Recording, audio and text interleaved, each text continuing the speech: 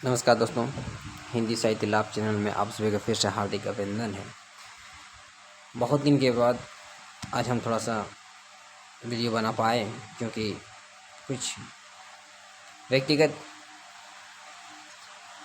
व्यस्तता थी जिसके कारण नहीं हो पा रहा था, लेकिन कोशिश करेंगे कि बेहतर और कंटिन्यू वीडियो लाते रहें।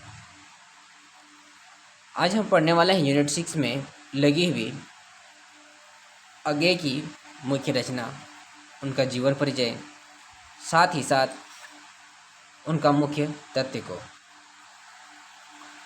सच्चिदानंद हीरानंद वात्स्ययन अज्ञेय इसका पूरा नाम है। इसका जन्म होता है 1911 ईस्वी में। इनके पिता हीरानंद शास्त्री और पिता व्यंगती देवी थी। अज्ञेय को परिवार के लोग प्यार से सच्चा कहकर बुलाते थे।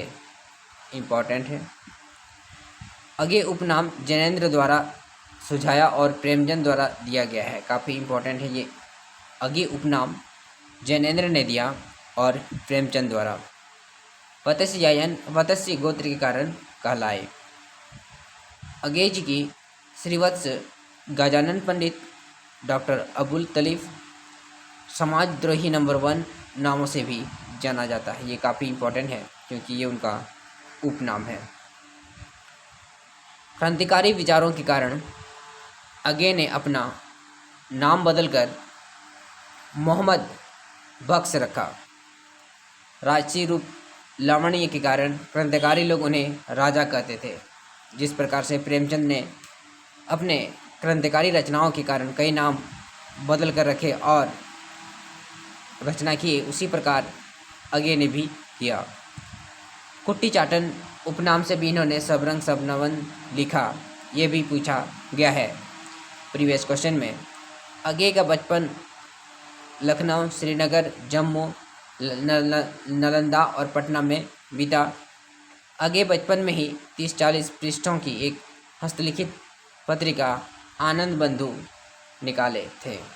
इस पत्रिका में घर के साथ सभी सदस्य लिखते थे।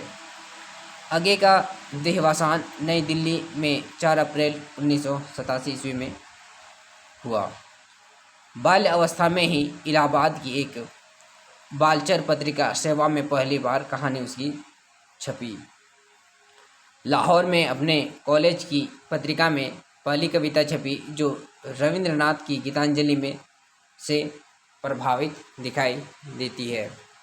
मतलब उनकी जो पहली कविता छपी थी वो कहीं ना कहीं रविंद्रनाथ की रचनाओं से मेल खाती थी और उससे संबंधित होती थी। अज्ञेय ने दिल्ली जेल में मात्र 3-4 दिन में ही उपन्यास आत्मकथा शेखर एक जीवनी लिखी। उस समय अज्ञेय मात्र 19 साल के थे। काफ़ी इम्पोर्टेंट है। क्वेश्चन पूछा जा सकता है कि किस जेल से लिखी थी, तो इसका उत्तर होगा दिल्ली जेल से उन्होंने लिखी थी।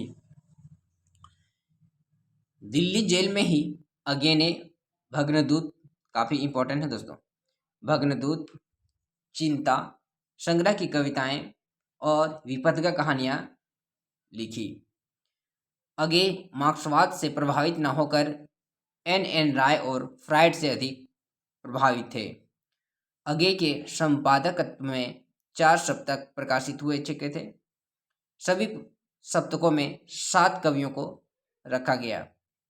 अज्ञेय ने सन 1943 ईस्वी में प्रयोगवाद का आरंभ 4 सप्तक के संपादकत्व से किया। राजकमल ने अज्ञेय की जीवनी शिखर से सागर तक नाम लिखा। काफ़ी इम्पोर्टेंट है। अज्ञेय प्रयोगवाद काव्यधारा के प्रवर्तक के रूप में भी माने जाते हैं। 4 सप्तक 1943 के कवि में अज्ञेय, रामविलास शर्मा, गजानन माधव मुक्तिबोध, प्रभाकर माचवे,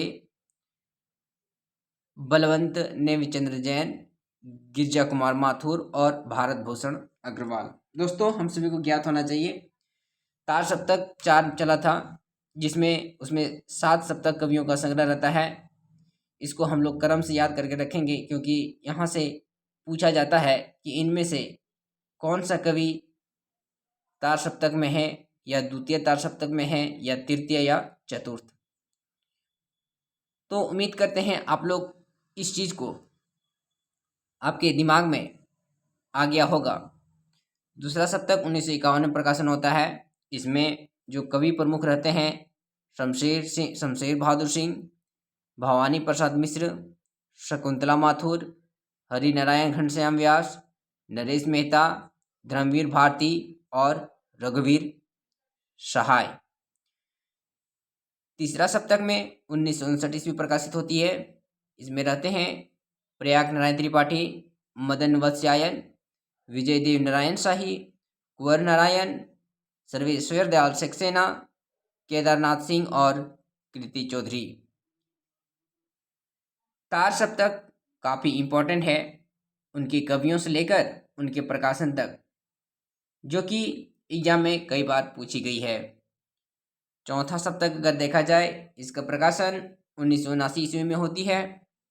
इसमें जो कवि रहते हैं अवधेश कुमार, राजकुमार कुंभज, स्वदेश भारती, नंदकिशोर आचार्य, सुमन राजे, श्री राम वर्मा और राजेंद्र किशोर। आचार्य शुक्ल ने अज्ञेय को कठिन गद्य का प्रेत कहा है। काफ़ी इंपॉर्टेंट है दोस्तों। क्या कहा है? कठिन गद्य का प्रेत अज्ञेय को कहा जाता है। किसने कहा? तो आचार्य रामचंद्र शुक्ल ने।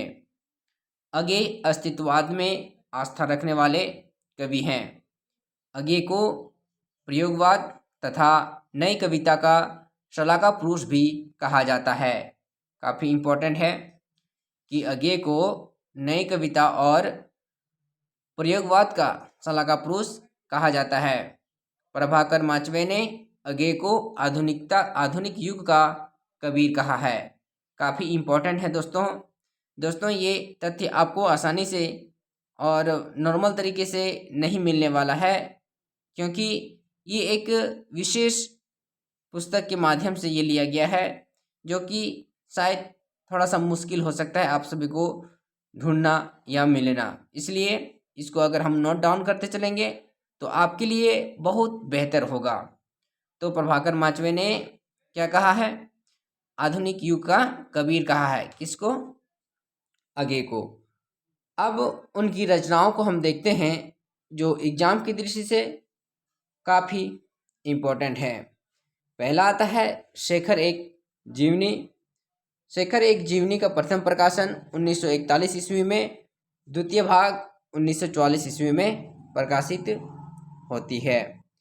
दूसरा नदी के द्वीप 1951 ईस्वी में प्रकाशित होती है। तीसरा अपने अपने अजनबी 1961 ईस्वी में प्रकाशित होती है, जो क्रम में लगाने के लिए पूछी जाती है। कहानी संग्रह काफ़ी इम्पोर्टेंट, विपदगा 1937, परंपरा 1944, कोठरी की बात 1945, शरणार्थी 1948, जयदोल 1951, अमरवलरी 1954, ये तेरे प्रतिरूप 1961, जिज्ञासा और अन्य कहानियाँ 1965, अज्ञेय की संपूर्ण कहानियाँ खंड 1 और खंड 2 1975। काफ़ी इम्पोर्टेंट है दोस्तों। इसका प्रकाशन क्रम में लगाने के लिए या फिर मिलान के लिए भी देने की पूरी संभावना रहती है, क्योंकि अज्ञेय ऐसे वैसे नॉर्मल कवि या कहानी या उपन्यासकार के रूप में नहीं है।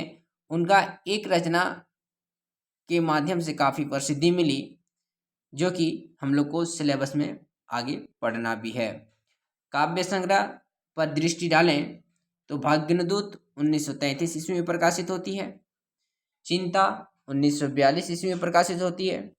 इतलियम 1946, हरी घास पर क्षण भर 1949, बावरा अहेरी 1954, इंद्रधनुष रौंदे हुए 1957, अरे ओ करुणा प्रभामय 1959, आंगन के पार द्वार 1961, पूर्वा 1965, सुनहले सवाल 1965, कितनी नावों में कितनी बार 1967, क्योंकि मैं उसे जानता हूँ 1969, सागर मुद्रा 1970, पहले मैं सन्नाटा बुनता हूँ 1973 ईस्वी में, महावृक्ष के नीचे 1977 ईस्वी में।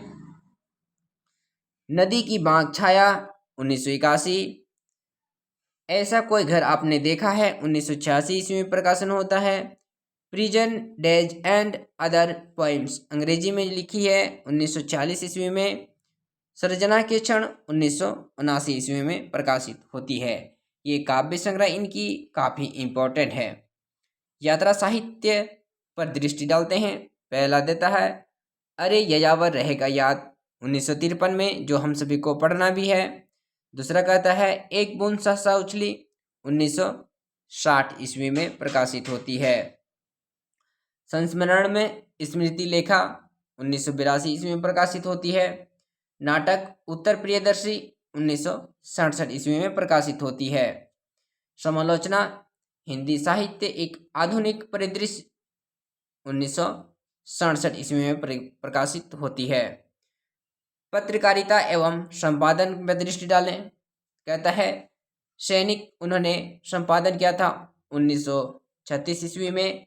यहाँ से भी क्वेश्चन काफ़ी इंपॉर्टेंट है। क्वेश्चन पूछी जाती है कि इनमें से पत्रकार और उनकी पत्रिका का मिलान करें। ठीक है दोस्तों, तो सैनिक 1936 ईस्वी में, प्रतीक 1947 ईस्वी में, एवरीमैन्स 1972 ईस्वी में, विशाल भारत 1937 ईस्वी में, दिनमान 1965 ईस्वी में, नया प्रतीक 1973 ईस्वी में काफ़ी इम्पोर्टेंट है। निबंध संग्रह हम लोग कभी नहीं इग्नोर कर सकते। पहला कहता है त्रिशंकु 1945 ईस्वी में प्रकाशित होती है।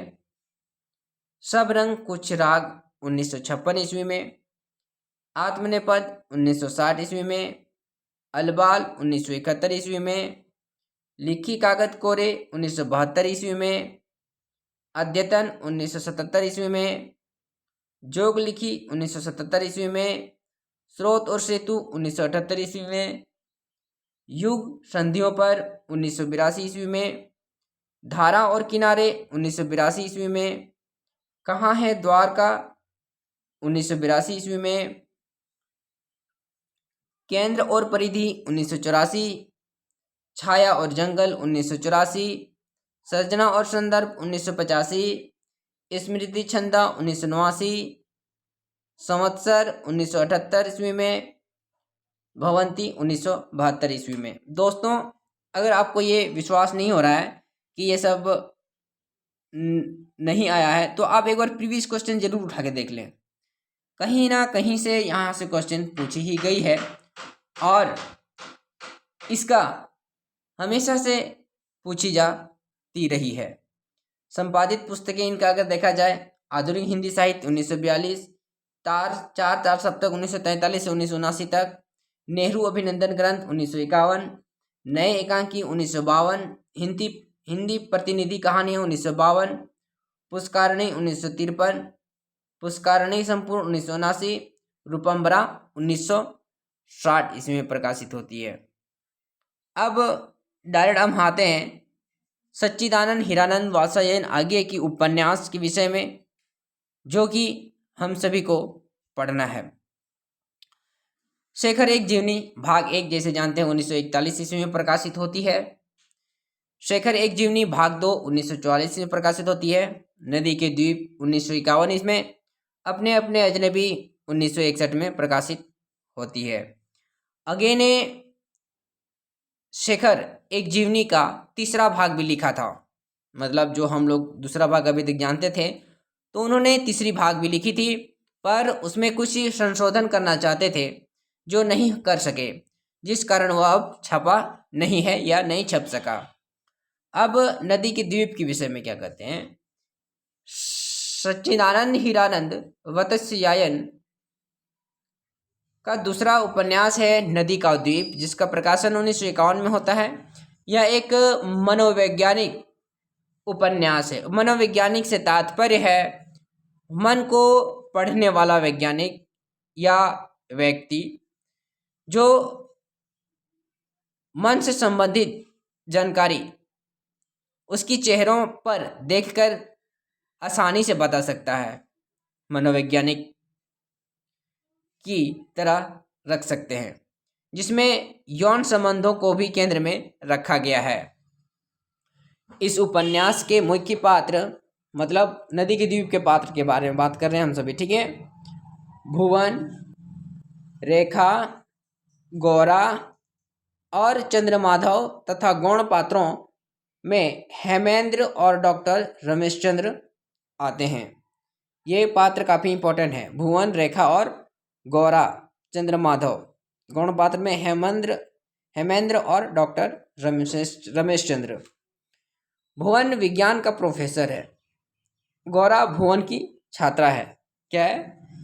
भुवन क्या है? विज्ञान का प्रोफेसर है और गौरा जो है भुवन की क्या है? छात्रा है। रेखा का पति हेमेंद्र है, जो केवल उसे प्राप्त करना चाहता है और असफल हो जाने पर रेखा को छोड़ देता है। उपन्यास में रेखा का किरदार एक पढ़ी लिखी तथा पति द्वारा परित्यक्त स्त्री के रूप में रखा गया है या रेखांकित किया गया है। डॉक्टर रमेशचंद्र रेखा का नया पति है। मतलब जब पहला पति से नहीं बना या फिर जो प्राप्त करना चाहता था नहीं प्राप्त कर सका है, तो नया पति जो बनता है वो रमेशचंद्र बनता है, जो एक सुलझा हुआ इंसान है। इस उपन्यास के मुख्य पात्र रेखा और भुवन एक दूसरे से बहुत प्यार करते हैं। दोनों के बीच शारीरिक संबंध भी है, किंतु दोनों एक दूसरे से जुड़े नहीं पाते हैं। गौरा और भुवन के बीच भी एक दूसरे के लिए आकर्षण है। गौरा और भुवन मतलब स्टूडेंट और प्रोफेसर, दोनों के बीच में एक दूसरे के लिए आकर्षण है, लेकिन सही रूप में व्यक्त नहीं कर पाते हैं। वस्तुतः नदी के द्वीप में नदी और द्वीप के बहाने समाज और व्यक्ति के संबंध को तलाशने की कोशिश इस उपन्यास का वर्णन विषय है। देखिए दोस्तों, कितना सटीक सारांश आप सभी को यहाँ है, जो पूरी उपन्यास समझ में आ भी जाती है और कम समय में बेहतर आपको एक नोट्स मिल जाता है।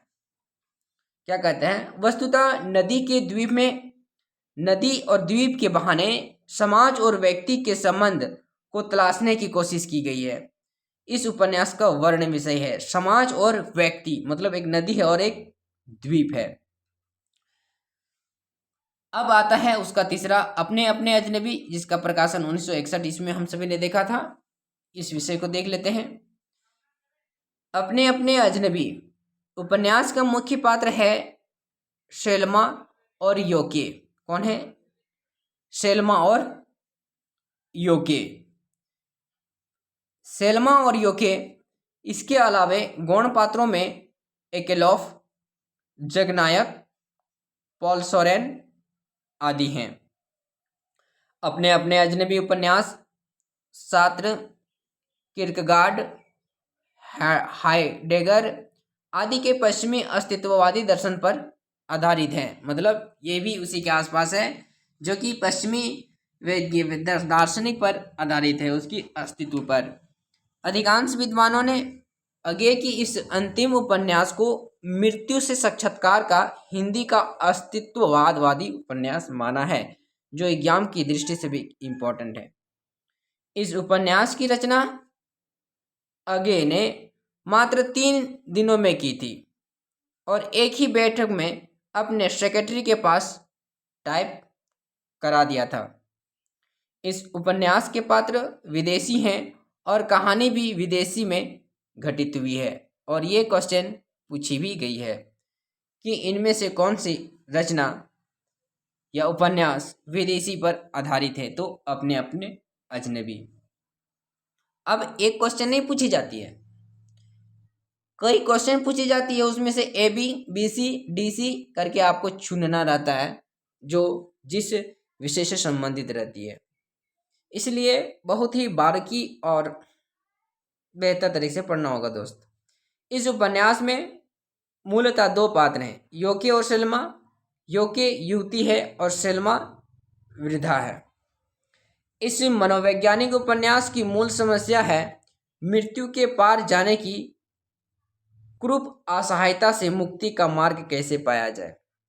कहने का मतलब है एक वृद्धा है जो उनको मृत्यु प्राप्त करना है, लेकिन उसको मुक्ति का मार्ग नहीं मिल पाता है और वह जल्दी बचती नहीं है और जिसके कारण उसको तकलीफ होती है। कथा में सेल्मा एक वृद्धा है जो कैंसर पीड़ित है और पहाड़ पर रहती है। सेल्मा कौन है? एक वृद्धा है, बूढ़ी है, जो कैंसर पीड़ित है और वो पहाड़ पर रहती है। जो कि एक तरुणी है, साहसी है। पर्वतारोहण के दौरान बर्फ गिरने से काटघर में फंस जाती है और अपने प्रेमी पाल से बिछुड़ जाती है, मतलब जब ये घूमने के लिए जाती है उस समय। तब आगे ने सेल्मा की भी कहानी फ्लैशबैक के द्वारा बताया है। फ्लैशबैक का मतलब पूर्व दीप्ति, जिसमें सेल्मा किसी यान युवक से विवाह करती है और बाद में उस यान की मृत्यु हो जाती है। जो कि काटघर से मुक्त होने पर जर्मन सिपाहियों के द्वारा पकड़ी जाती है। जर्मन सिपाही उसका शील भंग कर वेश्या बना देता है। जो कि मानसिक रूप से विक्षिप्त हो जाती है। जीवन के अंतिम समय में यो के विषपान कर लेती है और अपनी पूरी कहानी जगनायक को सुना मर जाती है, मतलब सुना देती है और उनका देहांत हो जाता है। ये था अपने अपने अजनबी। अब हम लोग पढ़ने वाले हैं शेखर एक जीवनी भाग 1, जिसका प्रकाशन 1941 ईस्वी में होता है। दोस्तों, इससे बेस्ट सारांश मुझे नहीं लगता है कि आपको इतनी आसानी से मिल सकती है। इसलिए अगर आप इस चैनल पर नए हैं तो प्लीज़ हमारी मेहनत को बेकार ना जाया होने दें। इसको आप इस नोट्स को ज़रूर बनाएं, साथ ही मोटिवेशनल के लिए लाइक और कमेंट जरूर कर दें। शेखर एक जीवनी भाग 1। आगे रचित शेखर एक जीवनी भाग 1 का प्रकाशन 1941 ईस्वी में हुआ। आगे ने शेखर एक जीवनी के पहले भाग का नाम उत्थान दिया था। पहला क्या नाम दिया था? उत्थान, मतलब ऊपर उठना। ठीक है। यह उपन्यास 4 खंडों में बटा है, जिसका नामकरण भी अलग अलग है।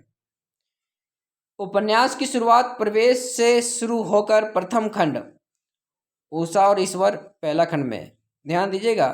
पहला खंड क्या नाम है? उषा और ईश्वर। दूसरा है बीज और अंकुर। दूसरा बीज और अंकुर। तृतीया प्रकृति और पुरुष।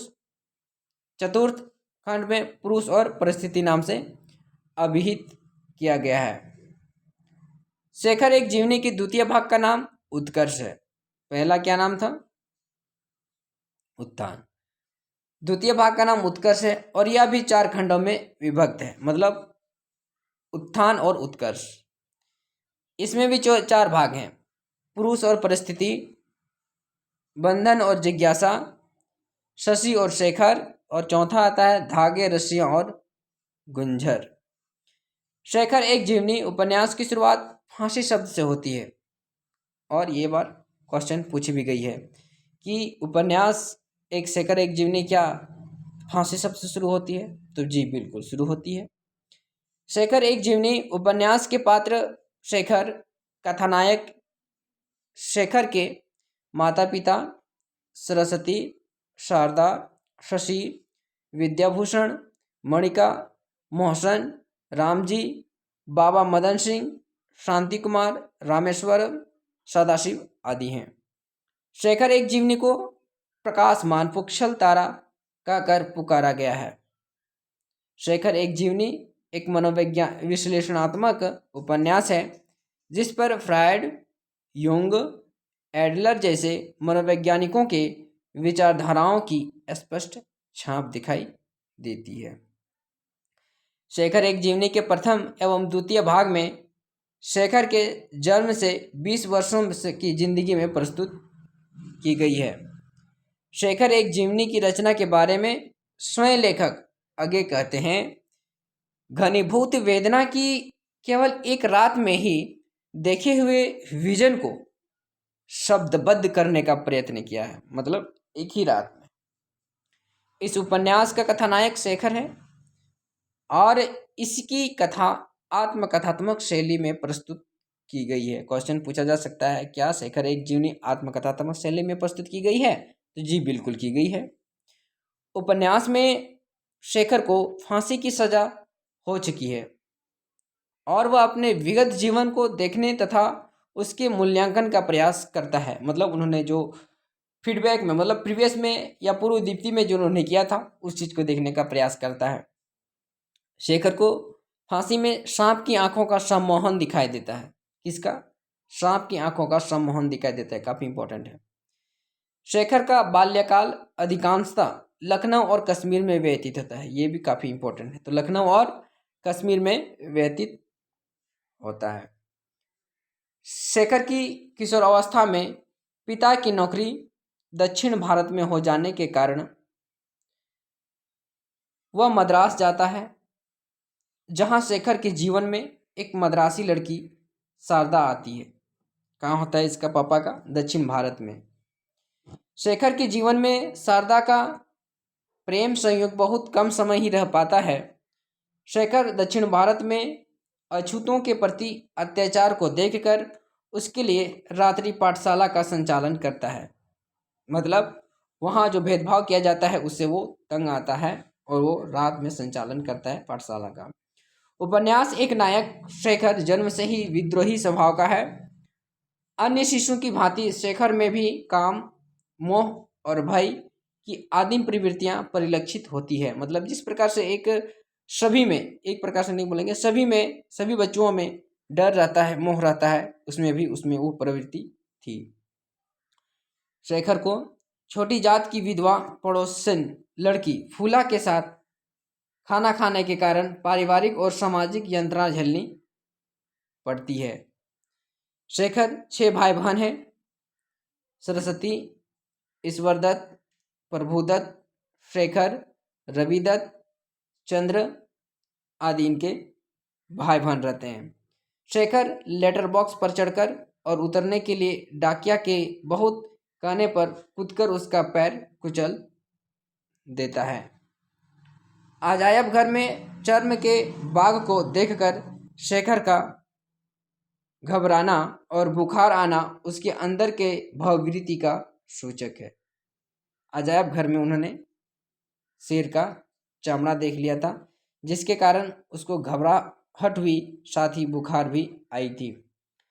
शेखर एक जीवनी का, शेखर वस्तुतः अज्ञेय का ही प्रतिरूप है। किसका है? अज्ञेय का ही प्रतिरूप है। इस विषय में स्वयं आगे इस पुस्तक की भूमिका में स्वीकार करते हैं कि शेखर में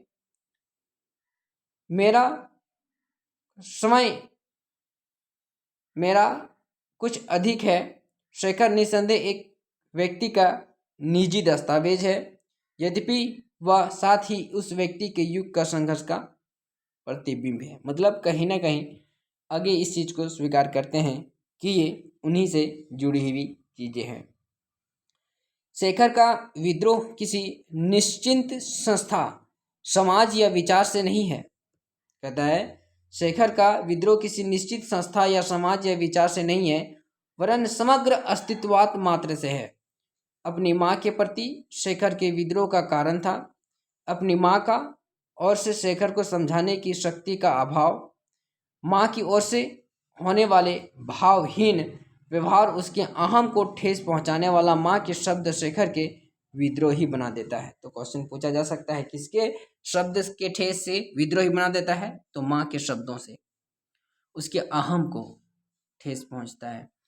आगे के अनुसार क्रांतिकारी बनाए नहीं जाते, जन्मजात होते हैं। काफी इंपॉर्टेंट है, पूछी भी गई है।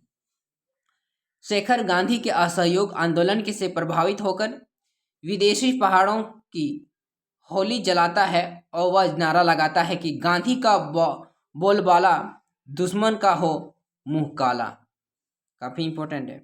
गांधी का बोहवाला दुश्मन का हो मुंह काला, ये आगे का नारा है। शेखर में उसके क्रांतिकारी रूप से भी ज्यादा प्रभावशाली प्रेमी रूप रहता है। मतलब विद्रोही के साथ साथ प्रेमी रूप भी देखने को मिलती है। शेखर का मानना है कि स्त्री पुरुष के बीच चाहे कितनी भी स्वस्थ मैत्रिय हो, किंतु संसार के लोग उसके संबंध को गलत नज़र से ही देखते हैं। मतलब एक स्त्री और मतलब एक लड़का लड़की कितनों अच्छे दोस्त क्यों ना हो, लेकिन संसार उसकी दृष्टि को गलत नज़र से देखती है। सरस्वती शेखर की सगी बहन है। वह शेखर की प्रेम मूर्ति और गुरु भी है। क्वेश्चन पूछा जा सकता है, तो उसकी प्रेरक मूर्ति और गुरु कौन कौन है? तो उसकी बहन सरस्वती। सरस्वती छाया की भांति शेखर से जुड़ी रहती है। शेखर के व्यक्तित्व को पूर्ण बनाने में उसका महत्वपूर्ण सहयोग रहता है। सरस्वती समाज की वैसी लड़की का प्रतीक भी है जो माता पिता की आज्ञा का पालन करने के लिए अपनी इच्छा के विरुद्ध लड़का से भी शादी करने को मजबूर हो जाती है। मतलब बहुत आज्ञाकारी। शारदा शेखर के जीवन में आने वाली दूसरी युवती है जो एक मद्रासी परिवार की है। शारदा का चंचल स्वभाव, अस्पष्टवादिता आदि गुणों से रीझ कर ही शेखर उससे जुड़ता है। शारदा अंग्रेजी अच्छी तरह पढ़ लिख लेती है। शारदा स्नेह और सौंदर्य की साक्षात मूर्ति है, मतलब निपुण एक लड़की। शारदा को अंग्रेजी कवि टेनिसन की कविता अच्छी लगती है। ये काफ़ी इंपॉर्टेंट है। क्वेश्चन पूछा जा सकता है कि इनमें से किसको टेनिसन की कविता अच्छी लगती है, या फिर पूछ सकता है कि शारदा को किसकी कविता अच्छी लगती है। क्वेश्चन चारों तरफ से रोड मटोड़ करके जलेबी तरह से घुमा के पूछा जा सकता है। शेखर एक बार शारदा के सामने समुद्र में गिर जाने की बात भी करता है, जिससे वह गिर पड़ती है और शेखर को स्नेहपूर्वक समझाते हुए फिर कभी ऐसा नहीं कहने की वचन मांगती है। शेखर के प्रति मन में अपार श्रद्धा और अपूर्व प्रेम होने के बावजूद भी शारदा कभी शब्दों के द्वारा शेखर के सामने इसे व्यक्त नहीं कर पाता है, मतलब प्रेम का इजहार नहीं कर पाता है। शेखर किशोर अवस्था के प्रारंभिक दौर में समलैंगिक से भी गुजरता है। मद्रास में पढ़ते हुए कुमार और शेखर का प्रेम इसी प्रकार का था। मतलब इससे कई जगह उनका पापा का ट्रांसफ़र हुआ था, जिसमें कई लड़कियों के साथ मिल गया था और उन्होंने भी वहाँ पर उस चीज़ का इजहार नहीं कर पाया था और उस चीज़ को कुछ हद तक उनका अनुभव भी हो गया था। शेखर एक समय ऐसा भी आता है कि शारदा के मन में शेखर के प्रति श्रद्धा और स्नेह समाप्त हो जाता है और वह कहती है, मुझे प्यार, मुझे खेद है कि मैंने तुमसे कभी बात भी की। मतलब बोलते कि प्यार तो दूर की बात, मुझे इस बात का दुख है कि मैंने तुमसे बात की। शारदा के जाने के बाद शेखर के जीवन में शांति नामक एक ऐसी लड़की का आगमन होता है जो जीवन से निराश है। कौन? शांति। उपेक्षाओं से गर्त से गिरी हुई है, जीवन में संघर्षों के बीच जीती है, क्षय रोग से पीड़ित है। कौन? शांति।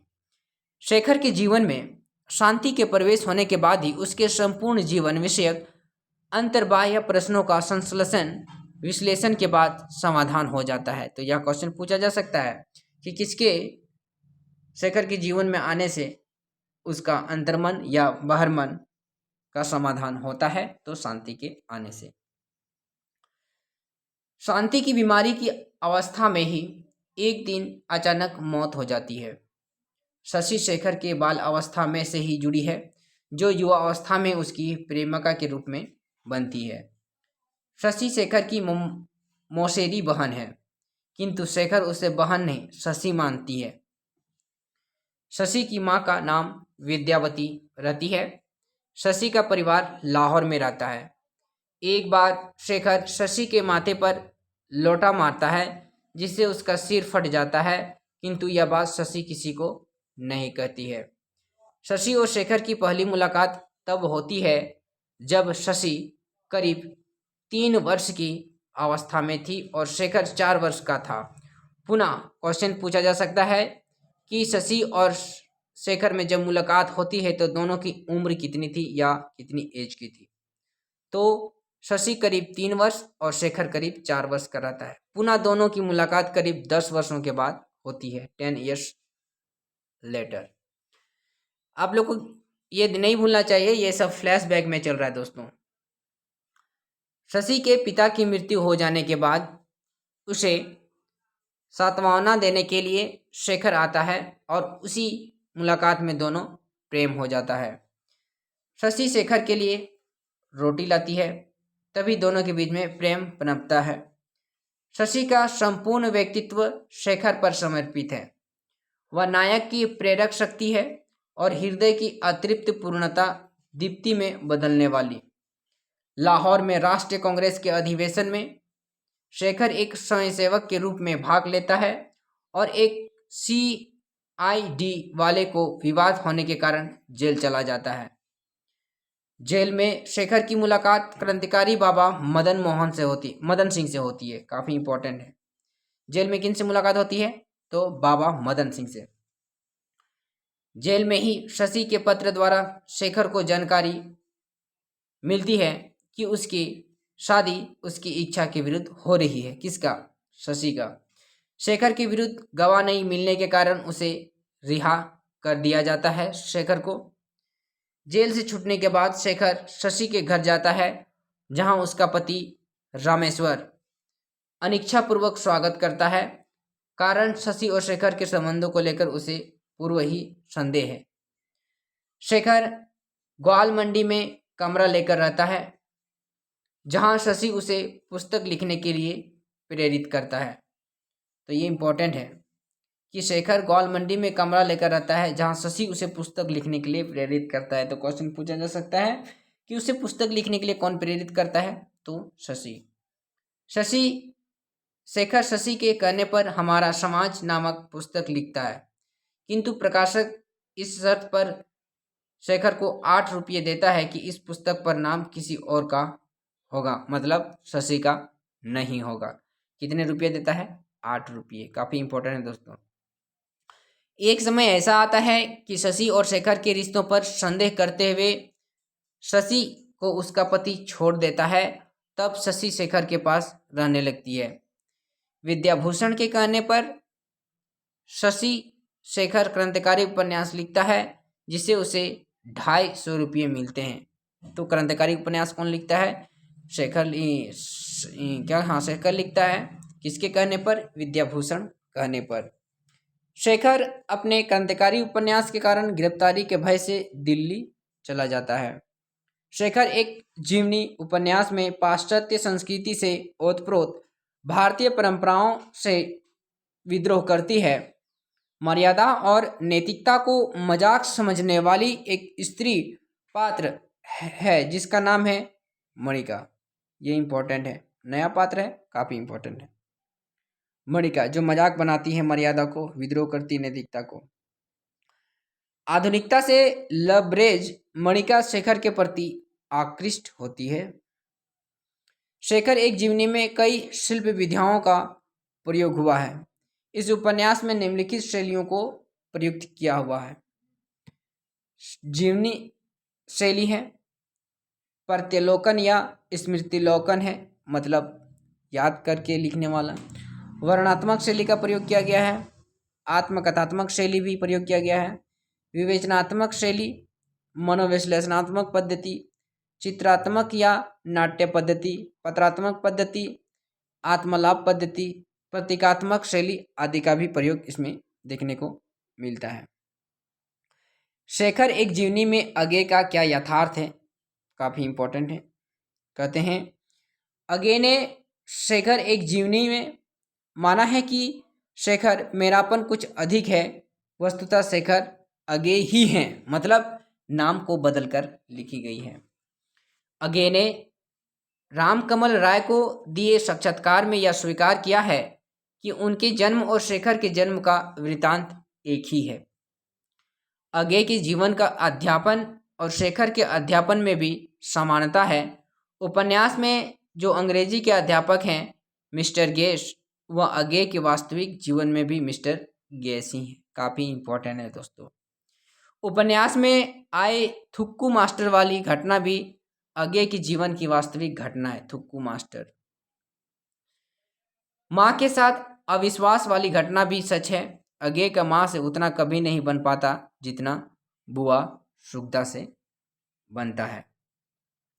अज्ञेय का शशि के बारे में कहना था कि वह मेरी कई फुफेरी बहनें थीं, उन जिनका मिलना जुलना संश्लिष्ट चरित्र शशि में उभरा है।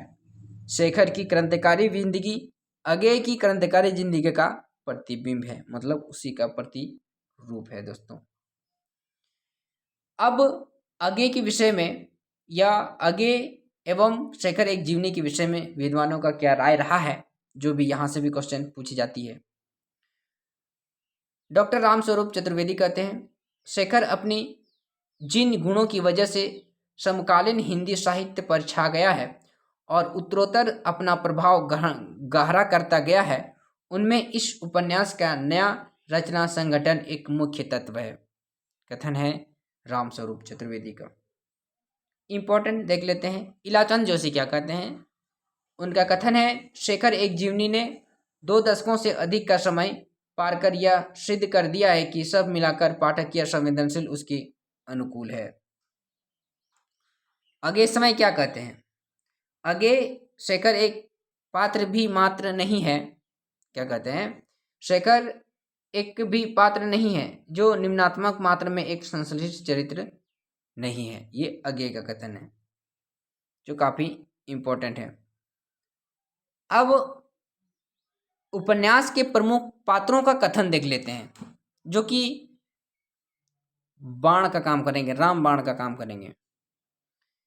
फांसी जिस जीवन को उत्पन्न करने में हमारे संसार की सारी शक्तियां, हमारे विकास, हमारे विज्ञान, हमारी सभ्यता द्वारा निर्मित सारी क्षमताएं या औजार असमर्थ हैं, उसी जीवन को छीन लेने में, उसी का विनाश करने में ऐसी भोली हृदयहीनता है फांसी। कथन किसका है, शेखर का। फांसी क्यों? अपराधी को दंड देने के लिए। इससे क्या वह सुधर जाएगा? इससे क्या उसके अपराधों का मार्जन हो जाएगा?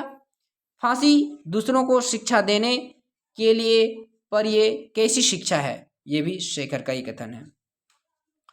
मुझे तो फांसी की कल्पना सदा मुक्त ही करती रही है।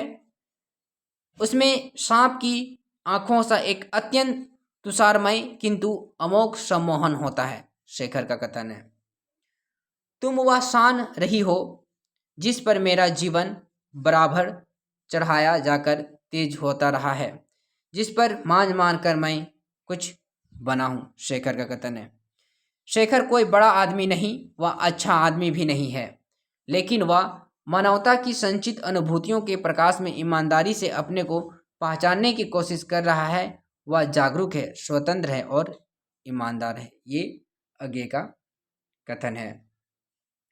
शेखर निसंदेह एक व्यक्ति का अभिन्नतम निजी दस्तावेज है, यद्यपि वह साथ ही उस व्यक्ति के युग का संघर्ष का प्रतिबिंब भी है। आगे का कथन है, कुछ करूंगा जिसे क्रांति कहते हैं, सब चीजें उलट पुलट कर रख दूंगा।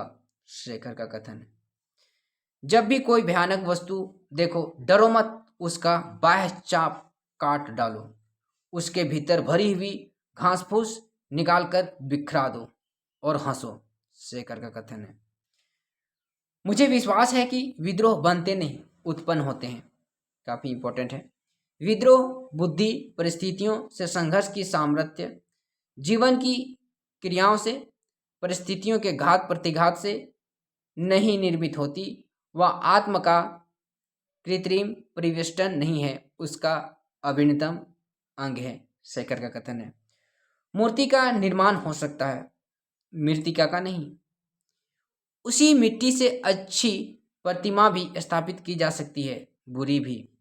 जहाँ मिट्टीहीन हो, कितने ही प्रचार से, कितने ही शिक्षा से, कितने ही जाज्वल्यमान से, बलिदान से मूर्ति नहीं बन सकती। शेखर का कथन है, ये सब एक प्रकार से समाज के ऊपर व्यंग किया जा रहा है। इसलिए नहीं कि तुम जीवन में सबसे पहले आई या कि तुम सबसे ताजी स्मृति हो, इसलिए कि मेरा अनिवार्य रूप से तुम्हारे होने से लेकर शेखर शशि के प्रति यह कथन कहते हैं। क्रांतिकारी की बनावट में एक विराट व्यापक प्रेम की सामर्थ्य तो है, आवश्यक भी है, साथ ही उसमें एक और वस्तु नितांत आवश्यक है, अनिवार्य है, घृणा की क्षमता, एक कभी ना मरने वाली, जला डालने वाली, घोर मारक, किंतु इतना सब होते हुए भी यह तटस्थ सात्विक घृणा की क्षमता है। शेखर का कथन है, शिक्षा देना संसार अपना सबसे बड़ा कर्तव्य समझता है, किंतु शिक्षा अपने मन की, शिष्य के मन की नहीं, क्योंकि संसार का आदर्श व्यक्ति व्यक्ति नहीं है, एक टाइप है, और संसार चाहता है कि सर्वप्रथम अवसर पर ही प्रत्येक व्यक्ति को ठोक पीट कर उसका व्यक्तित्व कुचल कर उसे तक टाइप में सम्मिलित कर लिया जाए। शेखर का कथन है, काफी इंपॉर्टेंट। वे मतलब बच्चे कोमल अविकसित मस्तिष्क अपनी कोमलता के कारण ही अधिक भयंकर होते हैं। हम लोग पक्की सड़क पर चलते हैं तब हमारे पाँव की छाप नहीं पड़ती, लेकिन जब गीली मिट्टी पर, धूल पर, रेत पर चलते हैं तब पैर बहुत गहरा धंस जाता है। पक्की सड़क पर पानी बह जाता है, कच्ची सड़क पर जहाँ तहाँ धंसे हुए पैरों में गड्ढे होते हैं, वहीं कीच बन जाती है। ये शेखर का कथन है। साहित्य का निर्माण मानो जीवित मृत्यु का आह्वान है। साहित्यकार को निर्माण करके और लाभ भी तो है, क्या रचयिता होने का सुख भी नहीं मिलता। शेखर का कथन है, शायद मृत्यु का ज्ञान और जीवन की कामना एक ही चीज है। यह बहुत बार सुनने में आता है कि जीना वही जानता है जो मारना जानता है। यह नहीं सुना जाता कि जीवन सबसे अधिक प्यारा उसको होता है जो मरना जानता है, पर यह भी धूर्त सत्य है। क्या प्यार की भावना किसी स्थूल एकांक विषय से अलग नहीं की जा सकती? क्या जरूरी है कि मैं प्यार करता हूँ इस वाक्य का अनिवार्य अनुवर्ती हो? यह प्रश्न है कि किसे प्यार और कौन भी एक भी हुई हो। क्या सारी मानवता को ही प्यार नहीं किया जा सकता? क्या प्यार को ही प्यार नहीं किया जा सकता? शेखर का कथन है,